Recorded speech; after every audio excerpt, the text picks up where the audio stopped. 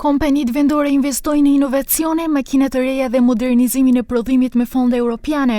49 kompani të vogla dhe të mesme dhe sipërmarrës përdorën grante mbi 4 milion euro nga Bashkimi Evropian për prodhimin dhe plasimin e produkteve të tyre dhe i prezantuan ato në ngjarjen përmbyllëse të projektit BE për rritjen ekonomike. Gjorgji Filipovski përdori mbështetje nga Bashkimi Evropian për zhvillimin e një aplikacioni mobil startup, që u mundson qytetarëve të krahasojnë çmimet në markete për të kursyer gjatë blerjeve.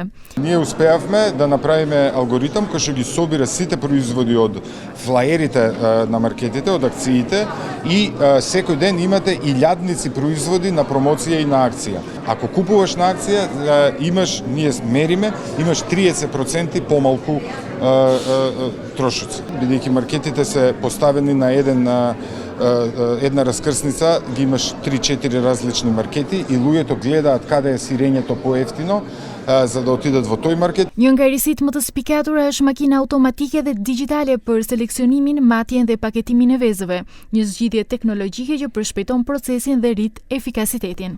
Имавме машина, меѓутоа таа беше малку позастарена технологија, ова е целосно дигитализирана и целосно автоматизирана, значи дава можност да се зголеми капацитетот на производство за дупло повеќе. Дефинитивно во регионот има огромна поборувачка, посебно Грција прави огромен притисок затоа што Грција увезуваше многу јајца од Полска, од тие земји, пошто ги нема од нив, таа врши притисок на овој пазар. Албанија е поскапа од нас, Грција е поскапа, Бугарија е поскапа, Србија првпат во историјата е поскапа од нас. Grantet ndihmuan edhe në krijimin e mjeteve digjitale për bujqit, projektin e përshëndetje dhe Ministri i Ekonomisë Durmishi, duke i inkurajuar kompanitë të investojnë në teknologji moderne dhe zgjidhje që sjellin rezultate të qëndrueshme dhe produkte me vlerë të shtuar. Ngjarja përmbyllëse e projektit BE për rritjen ekonomike organizuar nga Shoqëria Gjermane për Bashkëpunimin Ndërkombëtar si një lloj panairi me 49 ekspozues, kompani të vogla dhe të mesme.